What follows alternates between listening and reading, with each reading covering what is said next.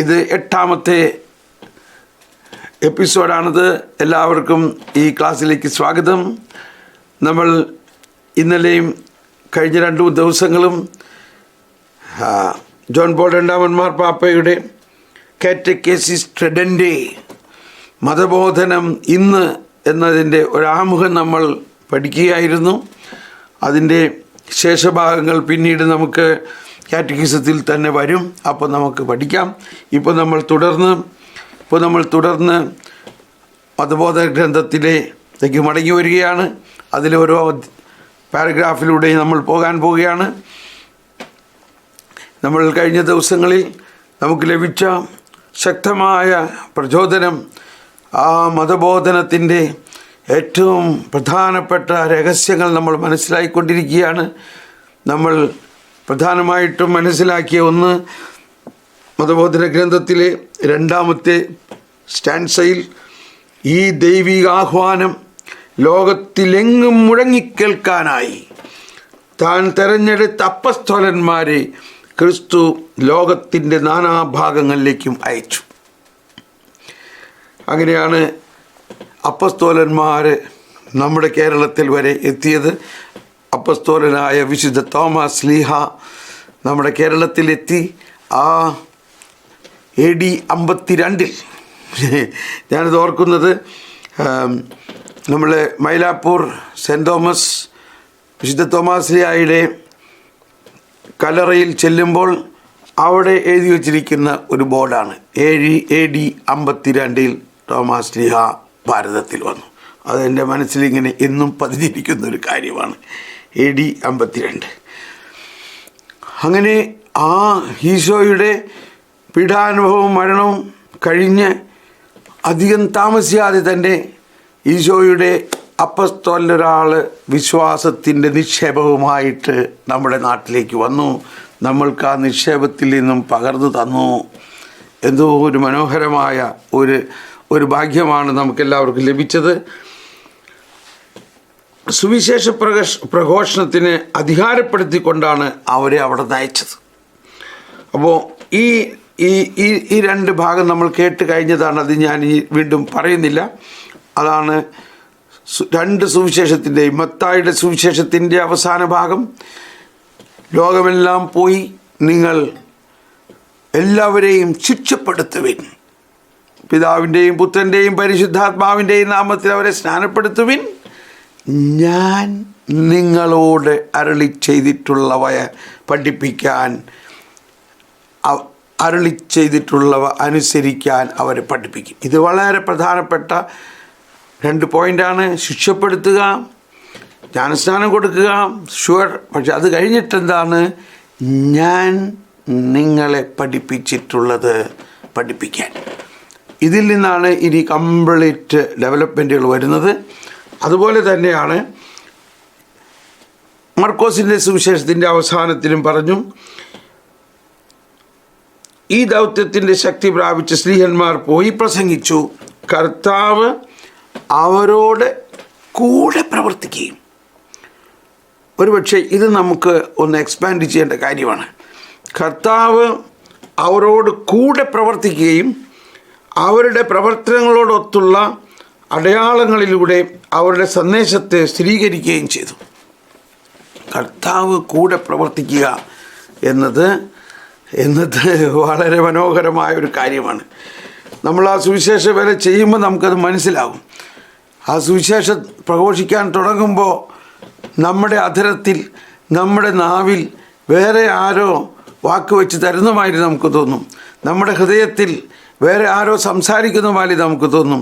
നമ്മളെ കേൾക്കുന്നവരിൽ നമ്മൾ പറയുന്നതിന് മുൻപ് തന്നെ ആത്മാവ് അവിടെ പ്രവർത്തിക്കുന്നു എന്നുള്ളതാണ് ആദ്യം മനസ്സിലാക്കേണ്ട ഒരു കാര്യം.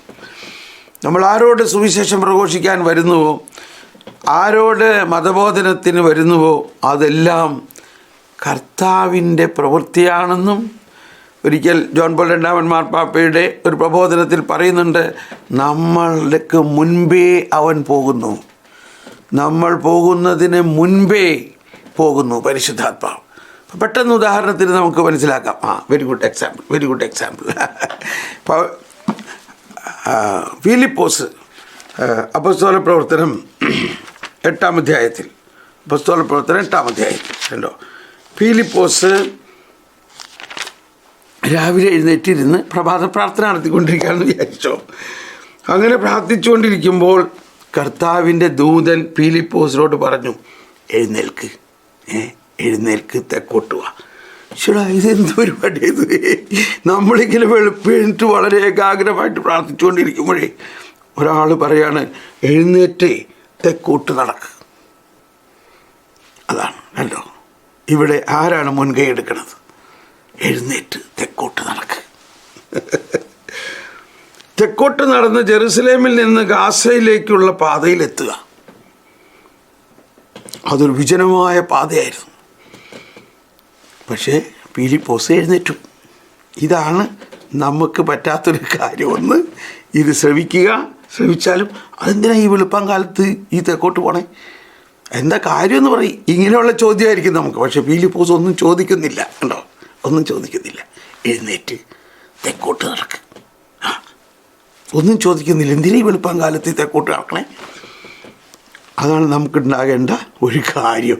ആ ശബ്ദം മനസ്സിലാക്കണം, പറയണത് ഉടനെ കേൾക്കണം, പറയണത് ഉടനെ ചെയ്യണം. അപ്പോൾ അവരെഴുന്നേറ്റ് യാത്ര തിരിച്ചു. അപ്പോൾ എത്യോപ്യക്കാരനായ ഒരു ഷണ്ടൻ, എത്യോപ്യ രാജ്ഞിയായ കൻഡാക്കയുടെ ഭണ്ഡാര വിചാരിപ്പുകാരൻ, പരിസ്ഥിതി പിതാവ് പറയണത് അവിടുത്തെ ഫൈനാൻസ് മിനിസ്റ്റർ, ജെറുസലേമിൽ ആരാധിക്കാൻ പോയിട്ട് തിരിച്ചു വരികയായിരുന്നു. രഥത്തിലിരുന്ന് അവൻ ഏശയ്യായുടെ പ്രവചനം വായിച്ചുകൊണ്ടിരിക്കുന്നു. ആത്മാവ് ഫിലിപ്പോസിനോട് പറഞ്ഞു, പോയിന്റ് കണ്ടോ, ഇവിടെ കർത്താവ് അവരോട് ഒത്ത് പ്രവർത്തിക്കണം എന്നുള്ളതിൻ്റെ ഒരു ഉദാഹരണമാണ് ഞാനിതിൽ നിന്ന് പറയുന്നത്. കർത്താവ് അവരോട് കൂടെ പ്രവർത്തിക്കുന്നു. ബാക്കിയുള്ളതൊക്കെ നമുക്കിപ്പോൾ തൽക്കാലത്തേക്ക് ചിന്തിക്കേണ്ട. കർത്താവ് അവരോട് കൂടെ പ്രവർത്തിക്കുന്നു എന്നുള്ളതിൻ്റെ ഉദാഹരണമാണ്.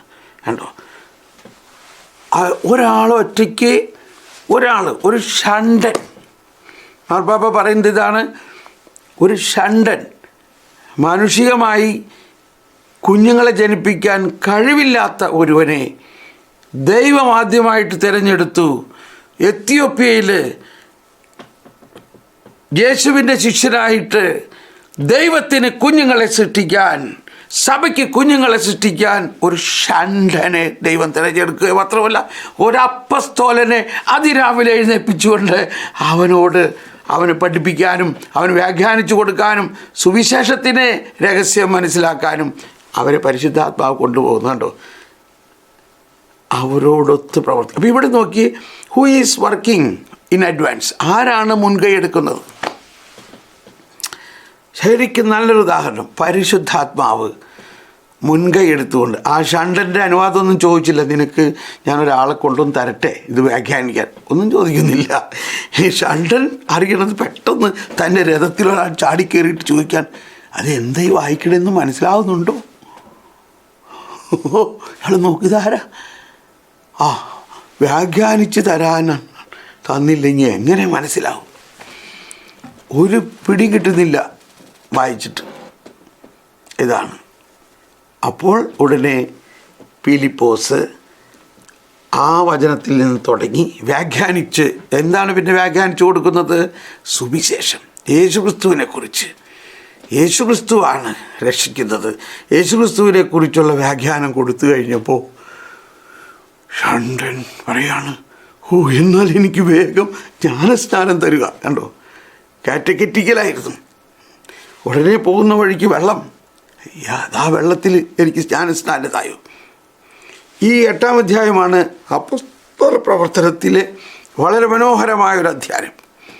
പരിശുദ്ധാത്മാവ് കാറ്റഗിസം പഠിപ്പിക്കുന്നതും, ആ കാറ്റഗിസം പഠിപ്പിക്കുന്നതിന് ഒരു വിശ്വാസിയെ അല്ലെങ്കിൽ ഒരു ശിഷ്യനെ, ഒരു അപ്പസ്തോലനെ പരിശുദ്ധാത്മാവ് എടുത്തു കൊണ്ടുപോകുന്നു.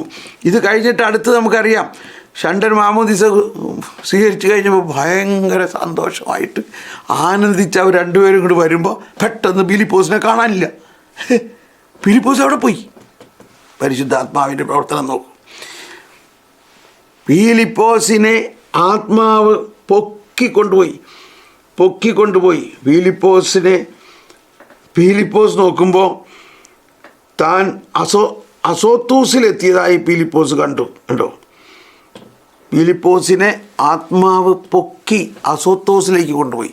അപ്പോൾ ഇത് കർത്താവ് അവരോട് കൂടെ പ്രവർത്തിച്ചു എന്നുള്ളതിൻ്റെ കൃത്യമായ അടയാളമാണ്. ഇനി ഇത് കഴിഞ്ഞിട്ടുള്ള 9-ാം അധ്യായത്തിലും 10-ാം അധ്യായത്തിലും എല്ലാം നമുക്ക് കാണാം. 10-ാം അധ്യായത്തിൽ പെട്ടെന്ന് നോക്കി, കൊർന്നേലിയോസിൻ്റെ വീട്ടിൽ കൊർന്നേലിയോസ് ഒരു മാമോദീസ സ്വീകരിക്കാത്ത വിജാതീയനാണ്. കണ്ടോ, കൊർന്നേലിയോസിനോട് കർത്താവിൻ്റെ ദൂതൻ പറയാണ്, നിൻ്റെ പ്രാർത്ഥന ഞാൻ കേട്ടിരിക്കുന്നു, നീ ഉടനെ ആളയക്കുക, ഇന്ന സ്ഥലത്ത് പത്രോസ് ഉണ്ട്, പത്രോസിനെ വിളിപ്പിച്ചു കൊണ്ടുവരിക.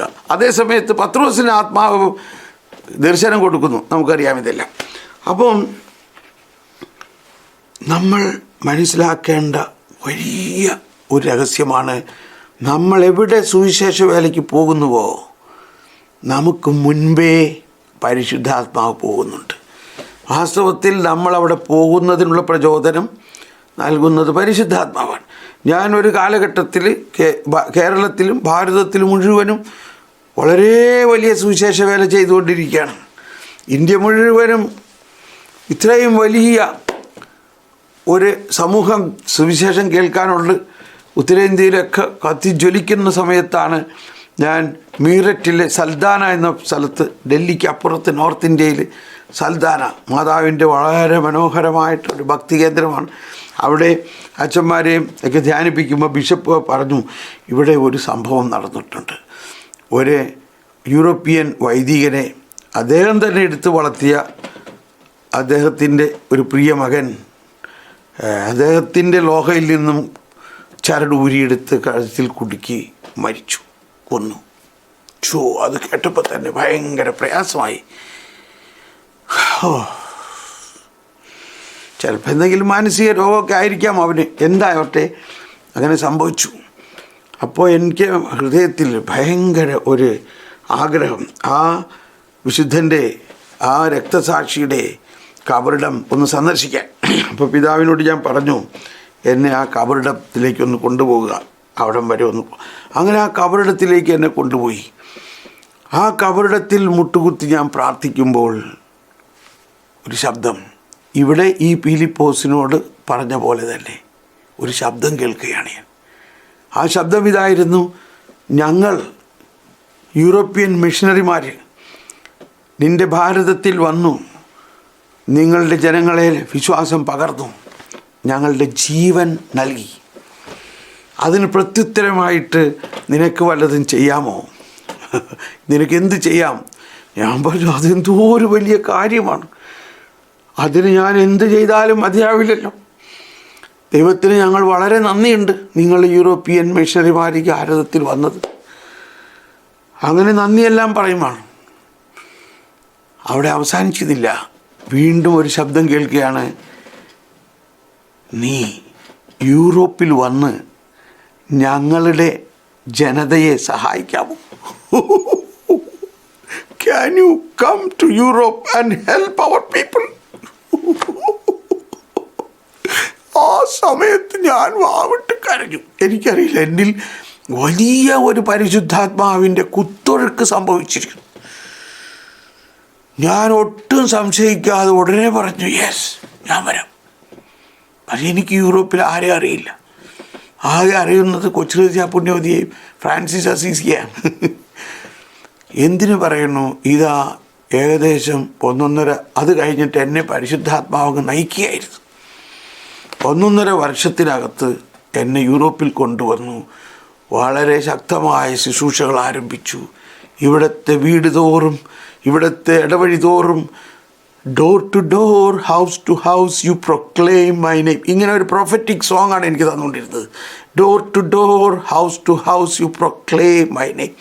അപ്പോൾ ഞാനിവിടെയുള്ള മലയാളികൾക്ക് വേണ്ടിയൊന്നുമല്ല എന്നെ കൊണ്ടുവന്നത്, ഇവിടെ ഈ നാട്ടിലുള്ള സാധാരണക്കാരായ കുടുംബസ്ഥരും ഈ നാട്ടിലെ ആളുകൾക്ക് വേണ്ടി. അങ്ങനെ ഇപ്പോൾ 20 വർഷമായിട്ട് ഇവിടെ ശുശ്രൂഷ ചെയ്യുന്നു. അപ്പോൾ നമ്മൾ എന്നെ സുവിശേഷ വേലയ്ക്ക് വേണ്ടി മാത്രമാണ് ഇവിടെ കൊണ്ടുവന്നത്. ഇവിടെ ഒരു എൻജിനീയറിംഗ് ജോലി ചെയ്യാനോ വേറെ എന്തെങ്കിലും ഒരു ജോലിക്ക് വേണ്ടിയല്ല, സുവിശേഷത്തിന് വേണ്ടി മാത്രമായിട്ട്. അപ്പോൾ ഇതിൻ്റെ ഓരോ സ്റ്റെപ്പ് നമ്മൾ മനസ്സിലാക്കുകയാണെങ്കിൽ ശരിക്കും മനസ്സിലാകും ദൈവം കൂടെ പ്രവർത്തിക്കുന്നു. നമ്മൾ ഇന്നേ വരെ ആരും ചെല്ലാത്ത ഈ രാജ്യത്തിൻ്റെ മൂലകളിൽ കർത്താവിനെ കൊണ്ടുപോയി. അപ്പോൾ ഇതാണ് ഈ ദൗത്യത്തിൽ, രണ്ടാമത്തെ പാരഗ്രാഫിൻ്റെ അവസാനം, ഈ ദൗത്യത്താൽ ശക്തി പ്രാപിച്ച് ശ്ലീഹന്മാർ പോയി പ്രസംഗിച്ചു, കർത്താവ് അവരോട് കൂടെ പ്രവർത്തിക്കുകയും അവരുടെ പ്രവർത്തനങ്ങളോടൊത്തുള്ള അടയാളങ്ങളിലൂടെ അവരുടെ സന്ദേശത്തെ സ്ഥിരീകരിക്കുകയും ചെയ്തു. ഇതെല്ലാം കൃത്യമായിട്ട് നമുക്ക് അനുഭവമാകും. നമ്മൾ ഈ വചനം ഈശോയുടെ ശിഷ്യനായി, കർത്താവ് ഞാൻ റെഡിയാണ്, ഐ ആം റെഡി, ഞാൻ പോകാൻ റെഡിയാണ്, ഞാൻ നിനക്ക് വേണ്ടി സുവിശേഷം പ്രഘോഷിക്കാൻ റെഡിയാണ്, ഞാൻ നിനക്ക് വേണ്ടി മതബോധനം ചെയ്യാൻ റെഡിയാണെന്ന് പറയുമ്പോഴേക്കും പരിശുദ്ധാത്മാവാണ് അത് പറയിപ്പിക്കുന്നതും പരിശുദ്ധാത്മാവ് മുൻപേ നടത്തുന്നു. അപ്പോൾ പരിശുദ്ധാത്മാവ് മുൻപേ നടക്കുന്നു എന്ന് പറയുമ്പോൾ ഒരു കാര്യം കൂടി മനസ്സിലാക്കണം. നമ്മളുടെ മുമ്പിലേക്ക് കൊണ്ടുവരുന്ന ആളും പരിശുദ്ധാത്മാവിനാൽ തന്നെയാണ്. അവനൊരു പക്ഷേ ഒരു അക്രൈസ്തവനായിരിക്കാം, അവനെയും പരിശുദ്ധാത്മാവാണ് കൊണ്ടുവരുന്നത്. ഇപ്പോൾ നമ്മൾ കണ്ടു, എത്യോപ്യക്കാരൻ ഷണ്ടൻ, അവർ കത്തോലിക്കനല്ലായിരുന്നല്ലോ, അവന് വേണ്ടി പരിശുദ്ധാത്മാവ് ഒരു അപ്പസ്തോലിനെ കൊണ്ടുചെല്ലണം. കൊർണേലിയോസ് അവനൊരു കത്തോലിക്കനല്ലായിരുന്നല്ലോ. ഇപ്പോൾ ഇന്നലെ ഒരു സഹോദരി എനിക്കൊരു ചോദ്യം ചോദിച്ചത്, പല മതങ്ങളുടെയും ഗ്രന്ഥങ്ങളിൽ, അവരുടെ ഗ്രന്ഥങ്ങളിലും നിഗൂഢമായിട്ട് യേശുവിനെക്കുറിച്ച് പറഞ്ഞിട്ടുള്ളതായിട്ട് നമ്മൾ മനസ്സിലാക്കുന്നു, നമ്മൾ കേൾക്കുന്നുണ്ട് പല സാക്ഷ്യങ്ങളുമെല്ലാം. അപ്പോൾ ഈ മറ്റ് ജാതിക്കാർക്ക് യേശുവിനെക്കുറിച്ച് പറഞ്ഞാൽ അവർക്ക് മനസ്സിലാവില്ല. അതുകൊണ്ട് അവരുടെ ഗ്രന്ഥങ്ങളിൽ നിന്നുള്ള ഉദ്ധരണികൾ ഉദ്ധരിച്ച് അവരോട് യേശുവിനെക്കുറിച്ച് പറഞ്ഞുകൂടെ എന്ന് ചോദിക്കുകയാണ്. അപ്പോൾ അങ്ങനെ നമ്മൾ വിചാരിക്കരുത്. ആദ്യം വിചാരിക്കേണ്ടത് അവർക്ക് യേശുവിനെക്കുറിച്ച് പറഞ്ഞാൽ മനസ്സിലായില്ല എന്ന് വിചാരിക്കരുത്. അവർക്ക്, മറ്റ് ജാതിക്കാരായിട്ടുള്ളവർക്ക്, ക്രിസ്ത്യാനികളല്ലാത്തവർക്ക് യേശുവിനെക്കുറിച്ച് നമ്മൾ പറഞ്ഞാൽ മനസ്സിലായില്ല എന്നത് നമ്മുടെ ഒരു മാനുഷിക ചിന്തയാണ്. അതാണ് അവരിൽ പരിശുദ്ധാത്മാവും ഈശോയും മുൻകൂട്ടി പ്രവർത്തിക്കുന്നുണ്ടെന്ന് നമ്മൾ മനസ്സിലാക്കണം. അതുകൊണ്ടാണ് ആദിയിൽ വചനമുണ്ടായി, വചനം ദൈവത്തോടു കൂടെയായിരുന്നു, വചനം ദൈവമായിരുന്നു, സകലതും അവനിലൂടെ സൃഷ്ടിക്കപ്പെട്ടു. നമ്മളീ പറയുന്ന അക്രൈസ്തവരായിട്ടുള്ളവരെല്ലാം യേശുവാകുന്ന വചനമാണ് സൃഷ്ടിച്ചത് തന്നെ. അതുകൊണ്ട് അവരുടെ സൃഷ്ടിയിൽ തന്നെ വചനമാകുന്ന ഈശോ അവരിലുണ്ട്. നമ്മളോട് ഇപ്പോൾ സഭ പഠിപ്പിക്കുന്നത് അവരുടെ ഗ്രന്ഥത്തിൽ നിന്നെടുത്ത് പ്രഘോഷിക്കാനല്ല, കൃത്യമായിട്ടിവിടെ പറയുന്നുണ്ട്. യേശു പറയാണ്, ഞാൻ നിങ്ങളോട് പറഞ്ഞത് അവരെ പഠിപ്പിക്കുവിൻ. ഒരുപക്ഷെ ആ മറ്റു മതസ്ഥരായിട്ടുള്ള പലരും പരിശുദ്ധാത്മാവിൻ്റെ തന്നെ പ്രവർത്തനത്തിലൂടെയും അവരുടെ ധർമ്മഗ്രന്ഥങ്ങളിലുള്ള ചില വചനങ്ങളിൽ യേശുവിൻ്റെ രഹസ്യങ്ങൾ കാണാം. അത് പരിശുദ്ധാത്മാവ് നയിക്കുന്ന വേറൊരു വഴിയാണ്.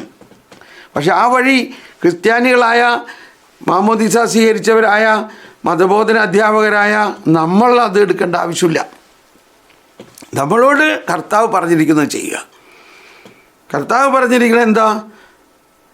നീ പോകുക, നീ പ്രഘോഷിക്കുക.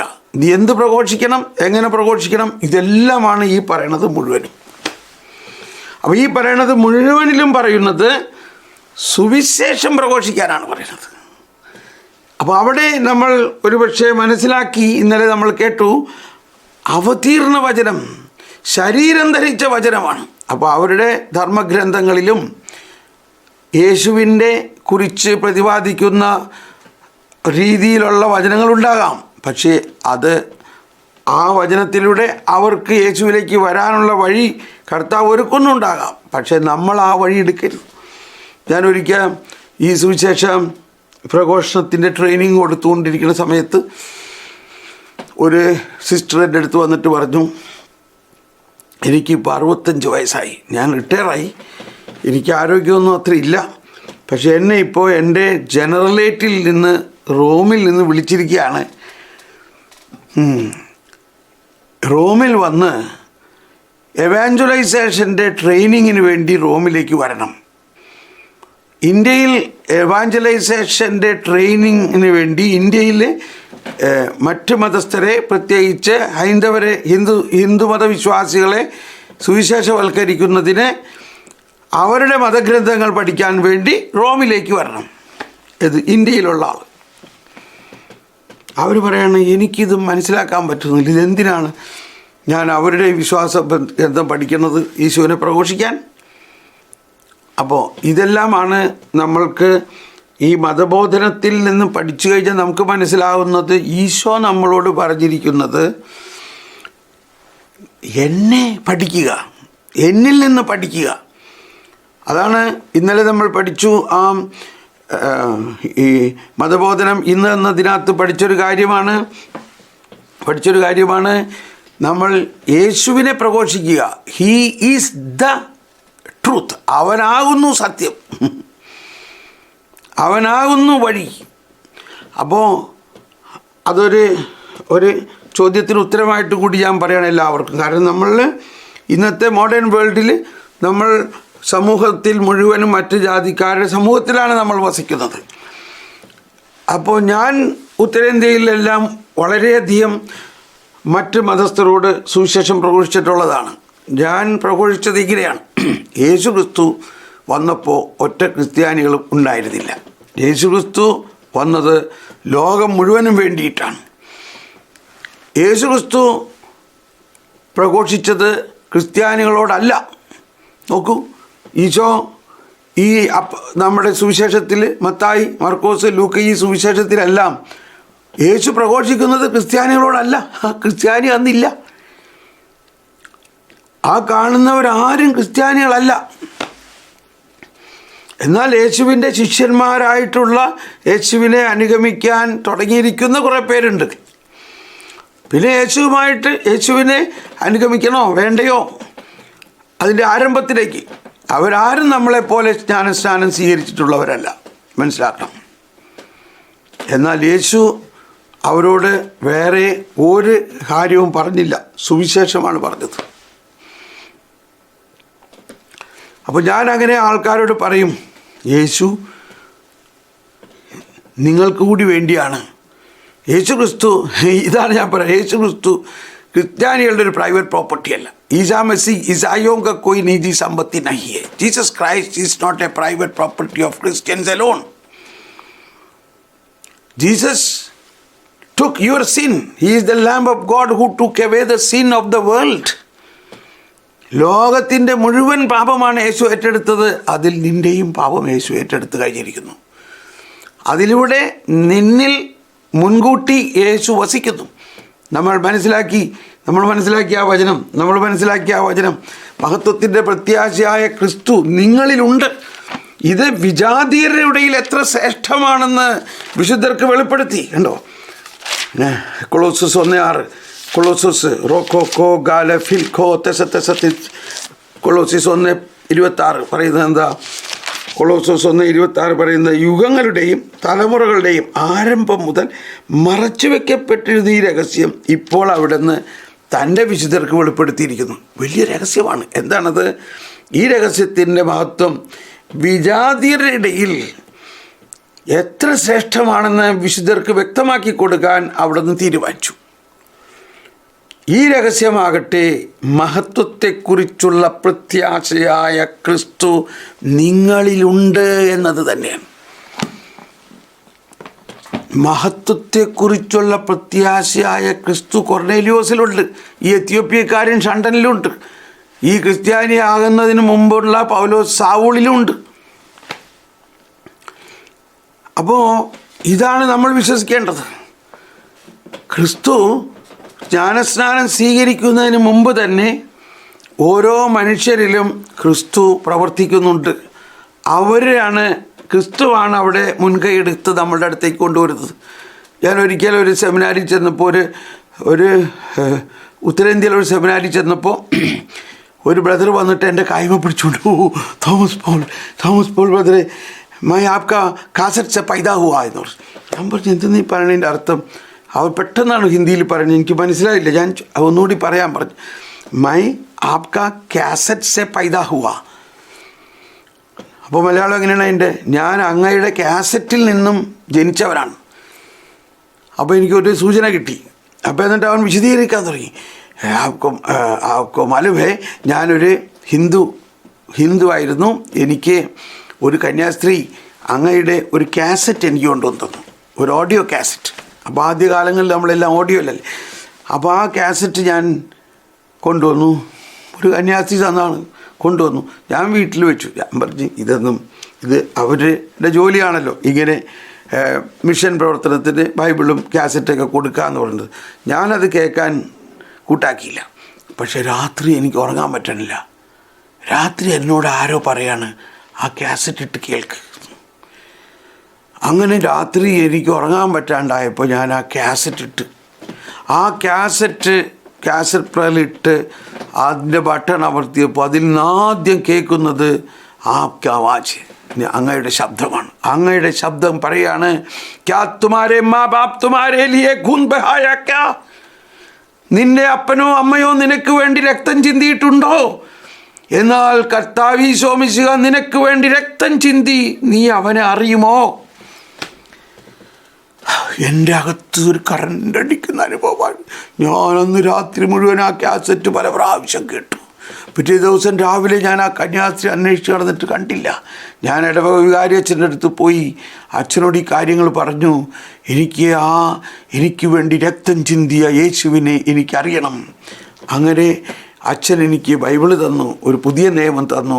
അതിലെന്നോട് പറഞ്ഞ് ഈ മർക്കോസിൻ്റെ സുവിശേഷ ഭാഗം നീ മുഴുവൻ ആദ്യം വായിക്കുക, എന്നിട്ട് എൻ്റെ അടുത്ത് വാ, ഞാൻ നിന്നെ പഠിപ്പിക്കാമെല്ലാം.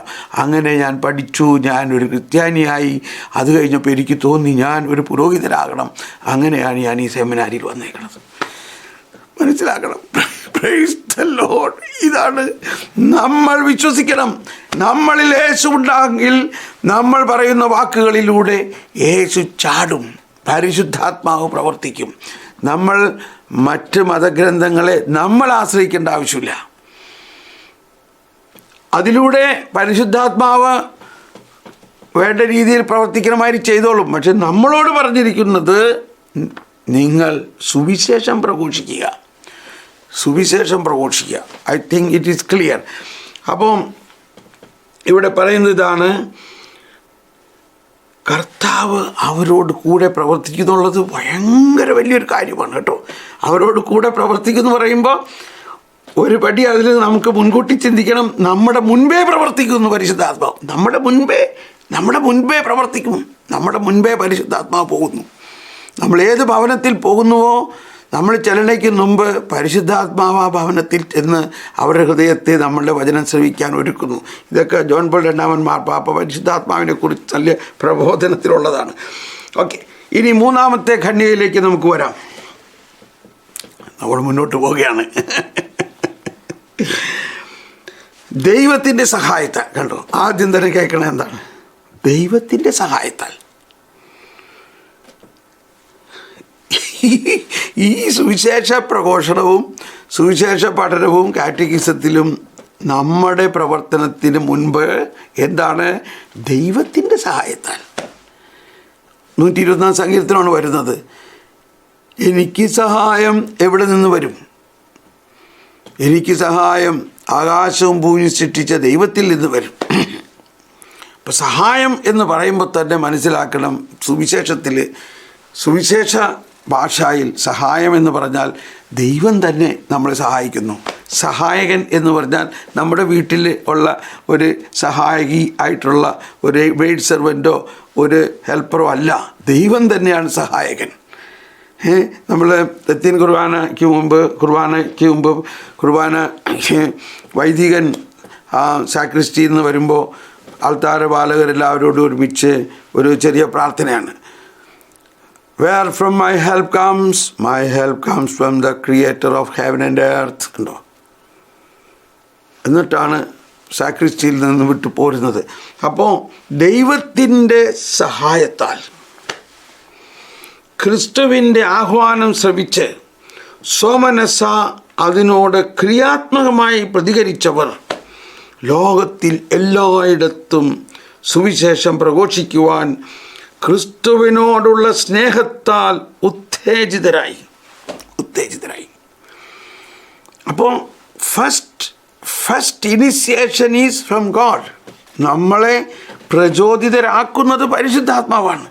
ഞാൻ ഈ കേരളത്തിലെ കുഗ്രാമത്തിൽ ജനിച്ച മനുഷ്യൻ, ആ കേരളത്തിലും ഭാരതത്തിലും ഒരുപാട് സുവിശേഷ വേല ചെയ്തിരുന്ന മനുഷ്യനെ എന്നെ പരിശുദ്ധാത്മാവ് പൊക്കിയെടുത്ത് ഇവിടെ കൊണ്ടുവന്നത് എൻ്റെ വല്ല പ്രവൃത്തി കൊണ്ടുമാണോ?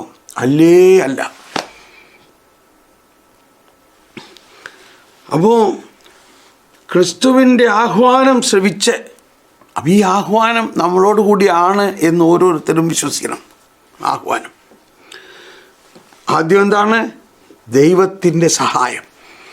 നമ്മുടെ എല്ലാ ശുശ്രൂഷയും ദൈവത്തിൻ്റെ സഹായത്താലാണ്.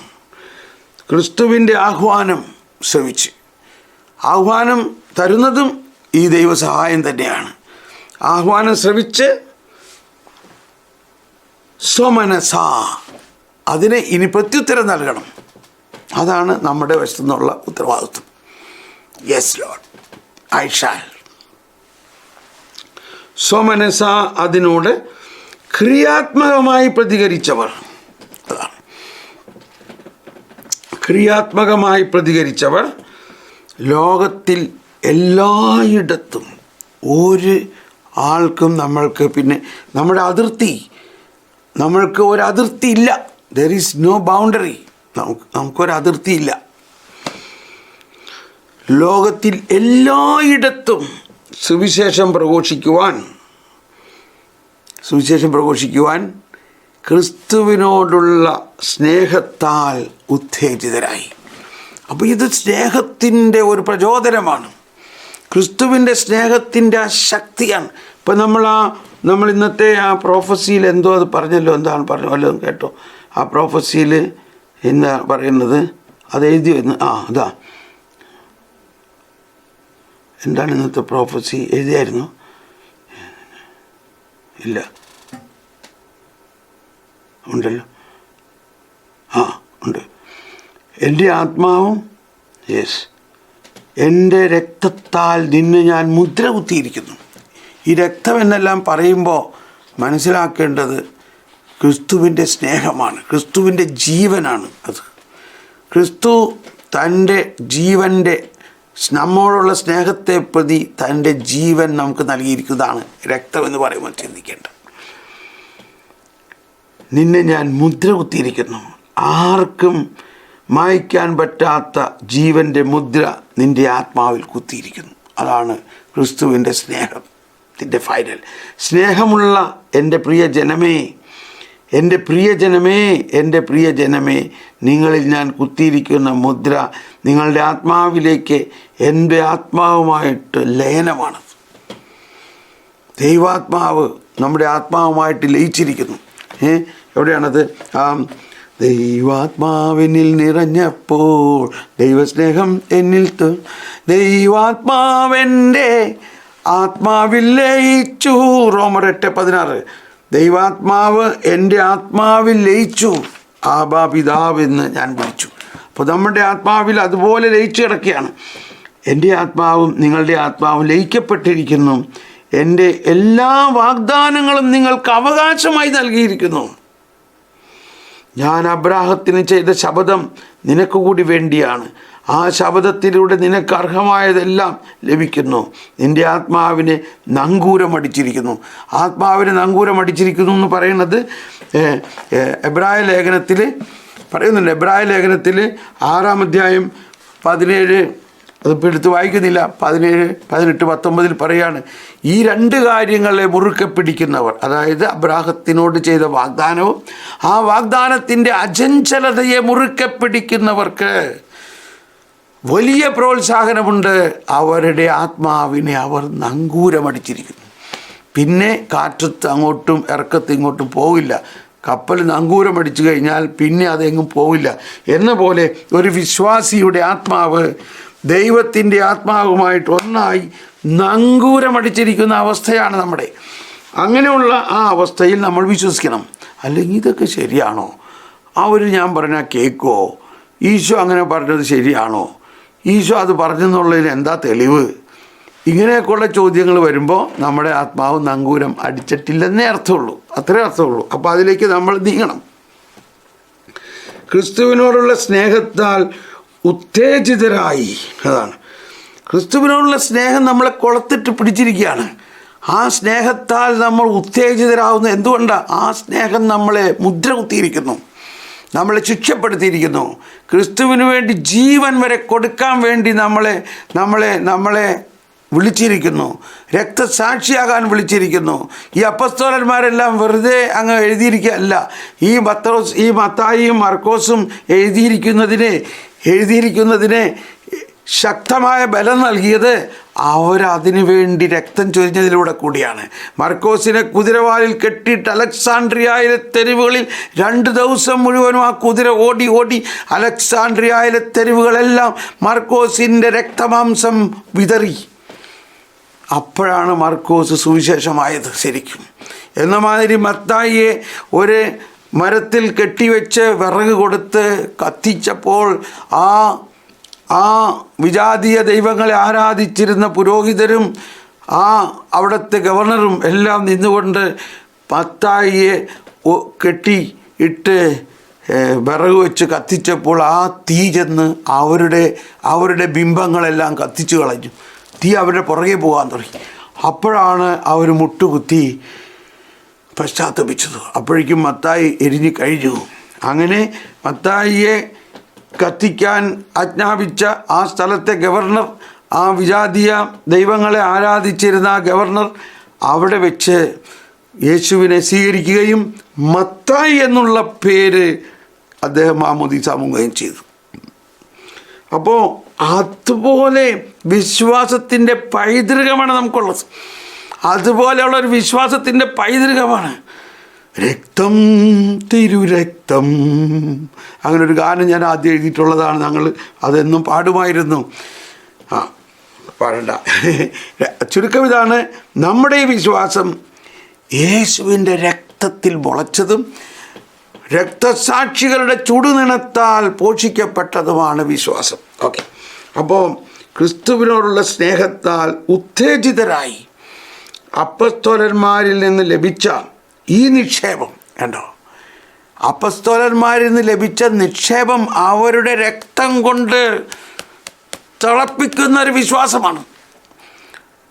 നഥാനിയേലിനെ, ബർത്തലോമിയോനെ തൊലി ഉരിഞ്ഞു ജീവനോടെ, എന്നിട്ട് തിളയ്ക്കുന്ന എണ്ണയിൽ മുക്കിയപ്പോൾ ചോദിക്കുകയാണ്, നീ ഇനിയും വിശ്വസിക്കുന്നോ? നഥാനിയേൽ പറഞ്ഞു, എനിക്കിതെല്ലാം വളരെ ആനന്ദമാണ്. എൻ്റെ യേശുവിന് വേണ്ടി എൻ്റെ ജീവൻ ഞാൻ മുമ്പേ കൊടുത്തു കഴിഞ്ഞിരിക്കുന്നതാണ്. ഇങ്ങനെ ഓരോ അപ്പസ്തോലന്മാരും, നമ്മുടെ പൗലോസ്ലീഹായുടെ കഴുത്ത് വെട്ടി ആ തല ചാടി 3 ചാട്ടം, ആ 3 സ്ഥലത്തും ഒരു ഒരു ഫൗണ്ടൻ വന്നു എന്നാണ് പറയുന്നത്. ഇത് റോമിലൊക്കെ പോകുമ്പോൾ എപ്പോഴും ഞാൻ അവിടെ പോകാറുണ്ട്. അതുപോലെ പത്രോസിനെ തലകീഴായി കുരിശിൽ തറച്ചു. ഇതാണ് നിക്ഷേപം. നിക്ഷേപം എന്ന് പറഞ്ഞാൽ നമ്മൾ പെട്ടെന്ന് അങ്ങ് വിചാരിക്കരുത് എന്തോ വലിയ സ്വർണ്ണപ്പെട്ടിയിൽ കൊണ്ടുവന്നിരിക്കുന്ന ഒരു സാധനമാണെന്ന്. അപ്പസ്തോലന്മാരിൽ നിന്നും ലഭിച്ച ഈ നിക്ഷേപം, സുവിശേഷം, അവരുടെ രക്തത്താൽ മുദ്ര കുത്തപ്പെട്ട നിക്ഷേപമാണത്. അത് ഒരു അന്ധകാര ശക്തിക്കോ ഈ ലോകത്തിൻ്റെ അധിപന്മാർക്കോ മായ്ക്കാൻ സാധിക്കില്ല. ഒരു തുള്ളി രക്തം പോലും മായ്ക്കാൻ സാധിക്കില്ല. ആ അപ്പസ്തോലന്മാരും ആദിമസഭയിലെ രക്തസാക്ഷികളും ഈ വിശ്വാസത്തിന് വേണ്ടി രക്തം ചിന്തിയ ആ രക്തത്തെ മായ്ക്കാൻ ഒരു ശക്തിക്കും സാധ്യമല്ല. അത്രയ്ക്ക് കരുത്തുള്ള ഒരു വിശ്വാസത്തിൻ്റെ അടിത്തറയിലാണ് ഈ സഭ പണിയപ്പെട്ടിരിക്കുന്നത്. അതിലെ ഒരു മക്കളാണ് നമ്മളെന്നുള്ളതിൽ അഭിമാനത്തോടെ ആ അഭിമാനമാണ് നമ്മൾ തിളയ്ക്കുന്നത്. ഒരു അഭിമാനം, ആ അഭിമാനം നമുക്ക് വേണം. ആ അഭിമാനം, ഞാൻ ഒരു അഭിമാനത്തോടെ ഇന്നത്തെ കാലഘട്ടത്തെ എന്താ പറയാ അല്ലേ,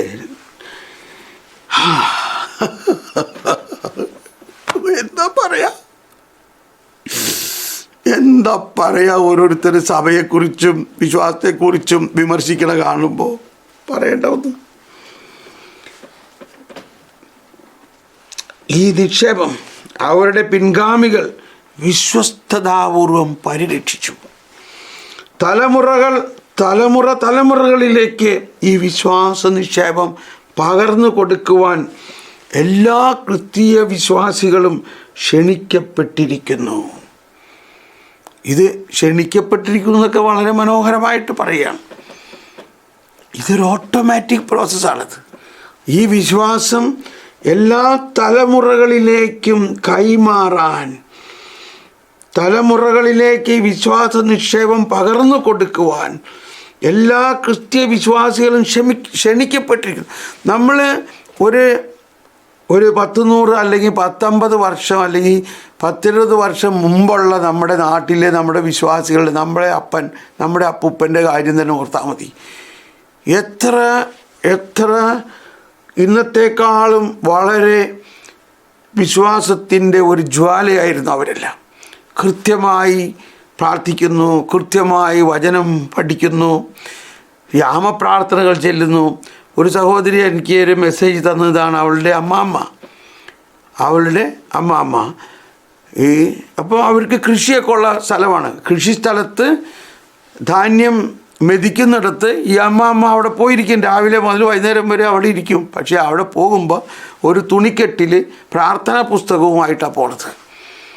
എന്നിട്ട് അവിടെ ഇരുന്ന് ഓരോ യാമങ്ങളിലും മുട്ടുകുത്തി പ്രാർത്ഥിക്കുകയും യാമപ്രാർത്ഥനകൾ ചെല്ലുകയും ചെയ്യുമായിരുന്നു എന്ന് അവൾ ഓർക്കുന്നു.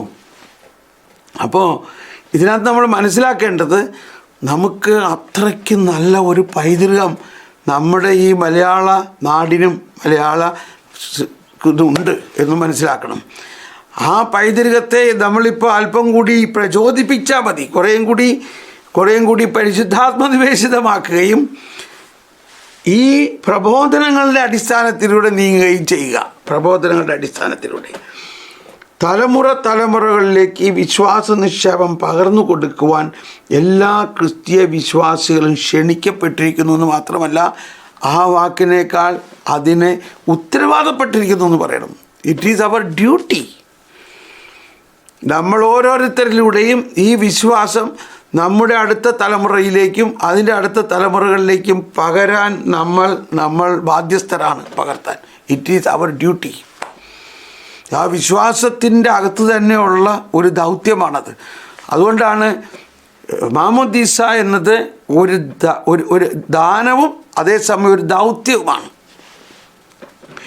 വിശ്വാസം പരസ്യമായി ഏറ്റു പറഞ്ഞുകൊണ്ടും, എങ്ങനെയാണ് ഈ സംക്രമണം അല്ലെങ്കിൽ ഈ തലമുറകളിലേക്ക് ഇത് പകർത്തപ്പെടുന്നത്? വിശ്വാസം പരസ്യമായി ഏറ്റു പറഞ്ഞുകൊണ്ടും സഹോദര്യത്തിൻ്റെ പങ്കുവയ്ക്കലിലൂടെ അത് ജീവിച്ചുകൊണ്ടും ആരാധനാക്രമത്തിലും പ്രാർത്ഥനയിലും അത് ഉദ്ഘോഷിച്ചുകൊണ്ടുമാണ് ഈ പകർന്നു കൊടുക്കൽ നിർവഹിക്കേണ്ടത്. ഇതൊക്കെ സംക്ഷിപ്തമായിട്ടാണ്. ഇതിൻ്റെ എല്ലാം വിശദീകരണം ഇനിയുള്ള പാരഗ്രാഫുകളിൽ നമ്മൾ കൂടുതൽ വിശദമായിട്ടുണ്ട്. അപ്പോൾ നമുക്കത് കൂടുതൽ മനസ്സിലാക്കാവുന്നതാണ്. 4-ാമത്തെ അധ്യായം, 4-ാമത്തെ വചനം. ഇതിൽ വിശ്വാസ കൈമാറ്റം, സമയമായി ഇന്ന് വാണിംഗ് വന്നിരിക്കുകയാണ്. വിശ്വാസ കൈമാറ്റം, മതബോധനം എന്നത് വിശ്വാസ കൈമാറ്റമാണ്. അതിൽ 4-ാമത്തെ ഖണ്ഡിക ഒന്ന് വായിച്ചിട്ട് നമ്മൾ ഇന്ന് ഇവിടെ സാംശീകരിക്കുന്നു. വളരെ കാലം മുൻപേ തന്നെ മതബോധനം, കാറ്റക്കിസിസ് എന്ന പദം പ്രത്യേക അർത്ഥത്തിൽ ഉപയോഗിക്കപ്പെട്ടിരുന്നു. ശിഷ്യന്മാരാക്കുക, മേക്ക് ഡിസൈപ്പിൾസ്. കണ്ടോ, മേക്ക് ഡിസൈപ്പിൾസ്. വിശ്വസിക്കുന്നതിലൂടെ യേശുവിൻ്റെ നാമത്തിൽ ജീവനുണ്ടാകേണ്ടതിന്, അവനാണ് ദൈവത്തിൻ്റെ പുത്രനെന്ന് വിശ്വസിക്കുവാൻ മനുഷ്യരെ സഹായിക്കുക. ക്രിസ്തുവിലുള്ള ജീവിതത്തിൽ അവരെ പഠിപ്പിക്കുകയും പരിശീലിപ്പിക്കുകയും ചെയ്യുക. അങ്ങനെ അവിടുത്തെ ശരീരം പണിതുയർത്തുക. സഭയുടെ ഈ വിധ പ്രവർത്തനങ്ങളുടെ ആകത്തുകയാണ് മതബോധനം. കണ്ടോ, ഇതിൻ്റെ കുറിപ്പാണ് എഴുതിയിരിക്കുന്നത്.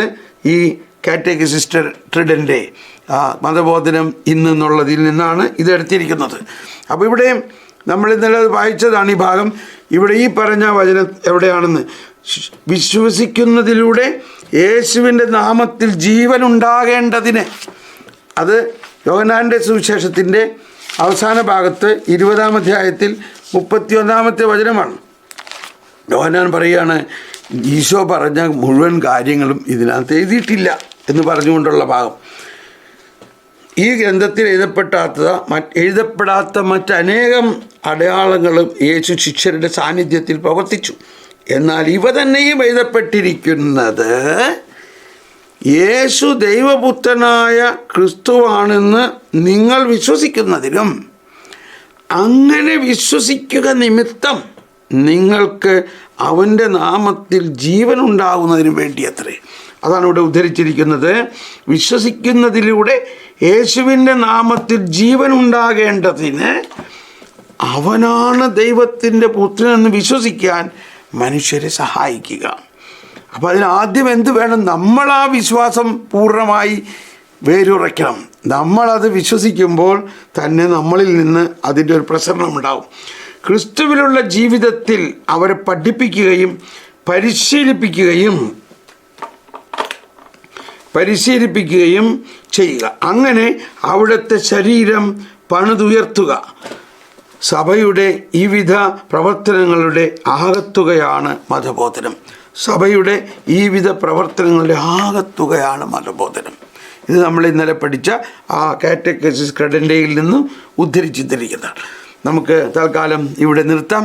നമുക്കൊന്ന് കണ്ണടച്ച് നന്ദി പറഞ്ഞുകൊണ്ട്, കർത്താവേ നന്ദി പറയുന്നു. ഇന്ന് കേട്ട കാര്യങ്ങളിലൂടെ ഞങ്ങളുടെ വിശ്വാസത്തിലെ അങ്ങ് ഞങ്ങൾക്ക് തന്നിരിക്കുന്ന ആ നിക്ഷേപം, അത് ദൈവത്തിൻ്റെ സഹായത്തിലൂടെ നൽകിയിരിക്കുന്നതാണ്. അത് പരിശുദ്ധാത്മാവിൻ്റെ പ്രവർത്തനമാണ്. പരിശുദ്ധാത്മാവ് നമുക്ക് മുൻപേ പോകുന്നു. പരിശുദ്ധാത്മാവ് നമ്മളിൽ പ്രചോദനം നൽകുന്നു. നമ്മൾ ഓരോരുത്തർക്കും കൃത്യമായ ഒരു ദൗത്യമുണ്ട്. ആ ദൗത്യം പരിശുദ്ധാത്മാവിലൂടെ നമ്മളിൽ പ്രവർത്തിക്കുന്നു. ഫിലിപ്പോസിൻ്റെ അടുത്ത് പരിശുദ്ധാത്മാവ് വന്ന് എഴുന്നേറ്റ് നടക്കൂ എന്ന് പറഞ്ഞ് ഷണ്ഡൻ്റെ അടുത്തേക്ക് കൊണ്ടുപോയ പോലെ പരിശുദ്ധാത്മാവ് നമ്മൾ ഓരോരുത്തരിലും പ്രവർത്തിക്കുന്നു. വരുവിൻ, നമുക്ക് നന്ദി പറയാം. നമുക്ക് കർത്താവിനെ വിട്ടുകൊടുക്കാം. നമ്മളെ പരിശുദ്ധാത്മാവേ, ഇതെല്ലാം ഞങ്ങളെ പഠിപ്പിക്കണമേ. ഇതിൻ്റെ ആശയങ്ങളെ കൂടുതൽ ഹൃദയത്തിൽ പതിപ്പിക്കണമേ.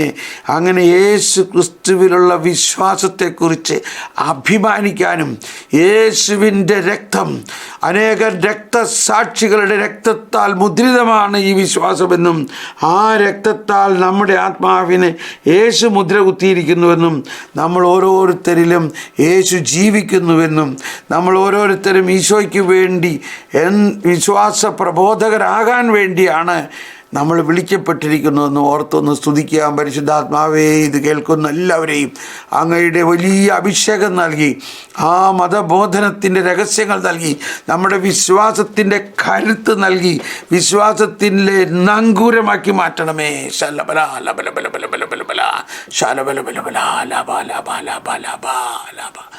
Price the Lord. God bless U.